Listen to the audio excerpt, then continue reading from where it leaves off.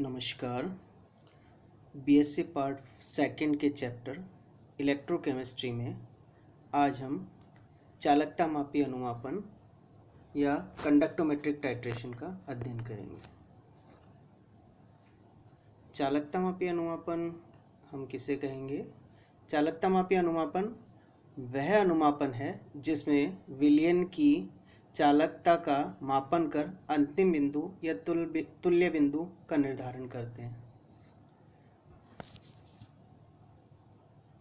चालकता मापी अनुमापन में विलयन की चालकता विलयन में उपस्थित आयन की संख्या, उन पर उपस्थित चार्ज और आयन की मोबिलिटी या गतिशीलता पर निर्भर करती है। सामान्य या हम आयतनमापी अनुमापन और कंडक्टोमेट्रिक अनुमापन में या कंडक्टोमेट्रिक टाइट्रेशन में और वॉल्यूमेट्रिक टाइट्रेशन में हम डिफरेंस देखें। क्या डिफरेंस होता है? सबसे पहली चीज़ तो दोनों ही टाइट्रेशन द्वारा यानी कंडक्टोमेट्रिक टाइट्रेशन और वॉल्यूमेट्रिक टाइट्रेशन द्वारा हम एंड पॉइंट निकालते हैं। कंडक्टोमेट्रिक टाइट्रेशन में हम कलर्ड सॉल्यूशन यानी ट्रांसपेरेंट सॉल्यूशन के साथ साथ या कलरलेस सॉल्यूशन के साथ साथ कलर्ड सॉल्यूशन का भी एंड पॉइंट आसानी से ज्ञात कर सकते हैं, जबकि वॉल्यूमेट्रिक टाइट्रेशन में हम कलर्ड सॉल्यूशन का एंड पॉइंट आसानी से ज्ञात नहीं कर सकते। कंडक्टोमेट्रिक टाइट्रेशन में किसी इंडिकेटर की आवश्यकता नहीं होती, जबकि वॉल्यूमेट्रिक टाइट्रेशन में इंडिकेटर की आवश्यकता होती है। कंडक्टोमेट्रिक टाइट्रेशन में हम एक्यूरेट रिजल्ट ज्ञात कर सकते हैं, जबकि वॉल्यूमेट्रिक टाइट्रेशन में रिजल्ट एकदम एक्यूरेट नहीं होता है। क्योंकि कंडक्टोमेट्रिक टाइट्रेशन में हम एक्यूरेट एंड पॉइंट ज्ञात कर सकते हैं, इसका कारण क्या है? क्योंकि एंड पॉइंट जो है ग्राफिकली डिटरमाइंड होता है, जबकि वॉल्यूमेट्रिक टाइट्रेशन में जो एंड पॉइंट है वो हम प्रैक्टिकली कलर इंडिकेटर या इंडिकेटर द्वारा ज्ञात कर सकते हैं कि इंडिकेटर का कलर किस पॉइंट पर कलर चेंज होता है वो एंड पॉइंट होता है। तो इसलिए हम शार्प एंड पॉइंट निर्धारित नहीं कर सकते। कंडक्टोमेट्रिक टाइट्रेशन में हम पॉलीबेसिक एसिड की टाइट्रेशन भी कर सकते हैं, जबकि वॉल्यूमेट्रिक टाइट्रेशन में हम पॉलीबेसिक एसिड का एंड पॉइंट आसानी से ज्ञात नहीं कर सकते। कंडक्टोमेट्रिक टाइट्रेशन वीक एसिड और स्ट्रॉन्ग बेस के लिए भी सक्सेसफुली वर्क करती है, जबकि वॉल्यूमेट्रिक टाइट्रेशन वीक एसिड और स्ट्रॉन्ग बेस के लिए वर्क नहीं करती है।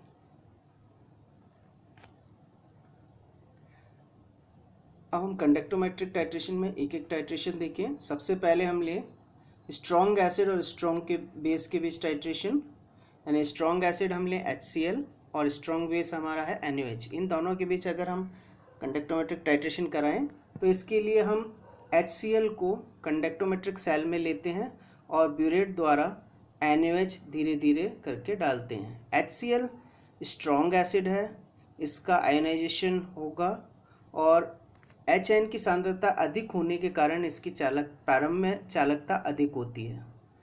जैसे जैसे हम NaOH डालते हैं NaOH HCl को न्यूट्रलाइज करता है, अर्थात HN की सांद्रता धीरे धीरे घटती जाती है। और जब NaOH HCl को पूरी तरह से उदासीन कर देता है, न्यूट्रलाइज कर देता है, इसके बाद हम NaOH मिलाते हैं तो OH आयन की सांद्रता बढ़ने के कारण चालकता का मान पुनः बढ़ने लगता है। तो हमें ग्राफ मिलता है ये और ये। इन दोनों ग्राफों को हम एक्स्ट्रा प्लॉट करते हैं पीछे, तो जहाँ ये कट करते हैं इस पॉइंट पर वो हमारा एंड पॉइंट होता है। तो इस प्रकार से हम स्ट्रॉन्ग एसिड और स्ट्रॉन्ग बेस के लिए अंतिम बिंदु या तुल्य बिंदु ग्राफिकली ज्ञात कर लेते हैं। सेकंड तरह की कंडक्टोमेट्रिक टाइट्रेशन हमारी है strong acid and weak base के बीच। स्ट्रॉन्ग एसिड हमारा HCl और weak base NH4OH। Strong acid को हम कंडक्टेंस सेल में लेते हैं। HCl स्ट्रॉन्ग एसिड है यानी प्रबल विद्युत अपघट्य है, तो इसका आयनाइजेशन अधिक होगा यानी H की सांद्रता अधिक होगी। तो प्रारंभ में H की सांद्रता अधिक होने के कारण इसकी चालकता अधिक होती है। जैसे हम इसमें NH4OH मिलाते जाते हैं H की सांद्रता घटती जाती है, क्योंकि NH4OH HCl को न्यूट्रलाइज करने लगता है।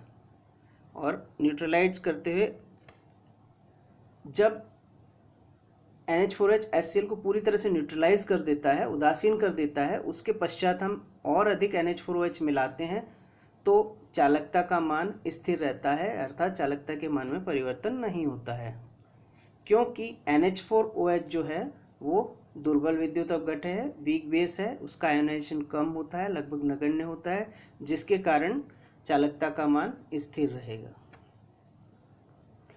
दोनों ग्राफ को हम एक्स्ट्रा प्लॉट करते हैं तो जहाँ ये एक दूसरे को क्रॉस करते हैं वो हमारा एंड पॉइंट होगा, तो ये इसका एंड पॉइंट होगा।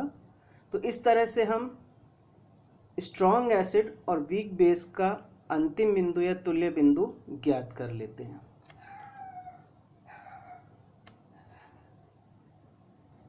नेक्स्ट हम टाइट्रेशन लें वीक एसिड और स्ट्रॉन्ग बेस। यानी अगर हम एसिटिक एसिड जो कि वीक एसिड है और स्ट्रॉन्ग बेस NaOH के बीच हम कंडक्टोमेट्रिक टाइट्रेशन कराएं तो हमें ग्राफ इस तरह से प्राप्त होता है। हम यहाँ स्ट्रॉन्ग वीक एसिड को कंडक्टोमेट्रिक सेल में लेते हैं और इसमें NaOH धीरे धीरे करके ऐड करते हैं। एसिटिक एसिड वीक एसिड है जिसके कारण इसकी कंडक्टेंस कम होगी। जैसे हम NaOH मिलाते जाते हैं सोडियम एसीटेट बनता है। सोडियम एसीटेट का आयनाइजेशन होने के कारण यह स्लाइटली कंडक्टेंस बढ़ती है। जब एसिटिक एसिड पूरी तरह से NaOH को न्यूट्रलाइज कर देता है उसके बाद NaOH मिलाने पर OH आयन की सांद्रता बढ़ेगी। OH आयन की सांद्रता बढ़ने के कारण चालकता का मान बढ़ता जाता है। जब इन दोनों ग्राफ को हम एक्स्ट्रा प्लॉट करते हैं तो जहाँ ये एक दूसरे को क्रॉस करते हैं वो इस अनुमापन के लिए अंतिम बिंदु या तुल्य बिंदु होता है। तो इस तरह से हम ग्राफिकली वीक एसिड और स्ट्रॉन्ग बेस के लिए तुल्य बिंदु या अंतिम बिंदु ज्ञात कर लेते हैं। नेक्स्ट हम लें conductometric titration between weak acid and weak base. यहाँ वीक एसिड हमारा एसिटिक एसिड है और वीक बेस NH4OH है।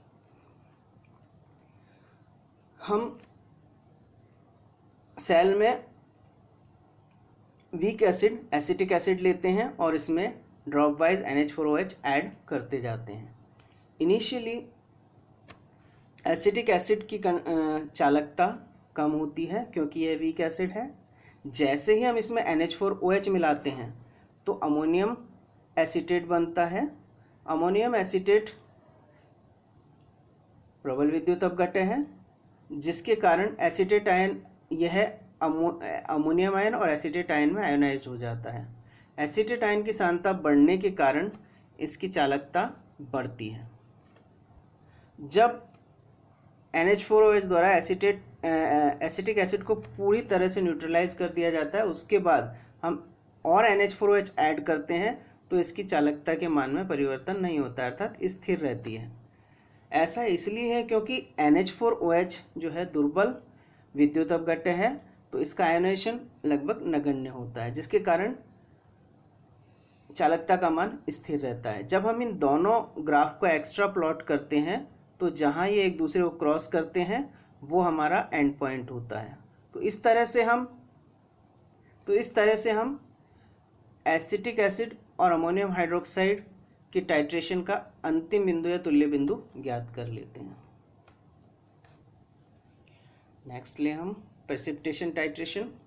कंडक्टोमेट्री हम प्रेसिपिटेशन टाइट्रेशन भी कर सकते हैं, यानी हम पोटेशियम क्लोराइड और सिल्वर नाइट्रेट के बीच टाइट्रेशन कराते हैं तो जो AgCl का PPT बनता है उसका अंतिम बिंदु हम ज्ञात कर लेते हैं। प्रारंभ में हम पोटेशियम क्लोराइड प्रारंभ में हम सिल्वर नाइट्रेट लेते हैं और उसमें KCl का एडिशन करते हैं। सिल्वर नाइट्रेट में Ag आयन पोटेशियम क्लोराइड के पोटेशियम आयन द्वारा सब्सटीट्यूट होता है, तो दोनों की चालकता समान होने के कारण चालकता का मान स्थिर रहता है। लेकिन जब सिल्वर नाइट्रेट को KCl द्वारा पूरी तरह से अवक्षेपित कर दिया जाता है, यानी AgCl के रूप में अवक्षेपित कर दिया जाता है, तो और अधिक KCl मिलाने पर पोटेशियम क्लोराइड का आयोनाइजेशन अधिक होने के कारण इसकी कंडक्टिविटी बढ़ जाती है, जिसके कारण इसका चालकता का मान तेजी से बढ़ता है। हम दोनों ग्राफ को एक्स्ट्रा प्लॉट करते हैं तो अंतिम बिंदु पर हमें ये एक दूसरे को क्रॉस करेंगे, ये अंतिम बिंदु हम ग्राफिकली ज्ञात कर लेते हैं। तो इस तरह से हम अवक्षेपण अनुमापन में अंतिम बिंदु या तुल्य बिंदु ज्ञात कर लेते हैं। तो यह हमारी कंडक्टोमेट्रिक टाइट्रेशन थी, जिससे हम ग्राफिकली चालकता के आधार पर जब चालकता का मान ज्ञात करते हैं और चालकता और वॉल्यूम में ग्राफ प्लॉट कर अंतिम बिंदु हम ज्ञात कर लेते हैं। Advantage of conductometric titration. चालकता मापी अनुमापन के एडवांटेज क्या है? सबसे पहली, नो नीड ऑफ इंडिकेटर, यानी इसमें अनुमापन की आवश्यकता नहीं होती, क्योंकि हम कंडक्टेंस के आधार पर तुल्य बिंदु या अंतिम बिंदु निकालते हैं। दूसरा, कलर और डाइल्यूट और टर्बिड सस्पेंशन, इनके लिए भी हम इसको यूज़ कर सकते हैं। यानी वॉल्यूमेट्रिक टाइट्रेशन में अगर सॉल्यूशन कलर्ड है तो हम कलर चेंज को आसानी से ज्ञात नहीं कर सकते, जिसके कारण तुल्य बिंदु निकालना मुश्किल होता है। जबकि वॉल्यूमेट्रिक टाइट्रेशन कंडक्टोमेट्रिक टाइट्रेशन में हम कंडक्टेंस के बेस पर ग्राफिकली एंड पॉइंट निकालते हैं, इसलिए कलर सॉल्यूशन के लिए भी या डाइल्यूट सॉल्यूशन के लिए भी टर्बिड सॉल्यूशन के लिए भी सक्सेसफुली वर्क करती है। कंडक्टोमेट्रिक टाइट्रेशन में टेम्परेचर थ्रू आउट मेंटेन रहता है। कंडक्टोमेट्रिक टाइट्रेशन में रिजल्ट जो है एक्यूरेट आते हैं, क्योंकि हम रिजल्ट एंड पॉइंट या इक्विवेलेंट पॉइंट को हम ग्राफिकली निकालते हैं, इसीलिए ये शार्प आते हैं। तो ये एडवांटेज थी वॉल्यूमेट्रिक कंडक्टोमेट्रिक टाइट्रेशन की। वॉल्यूमेट्रिक टाइट्रेशन से ज़्यादा बेटर है, और क्यों है, ये इसकी एडवांटेज है। Thank you.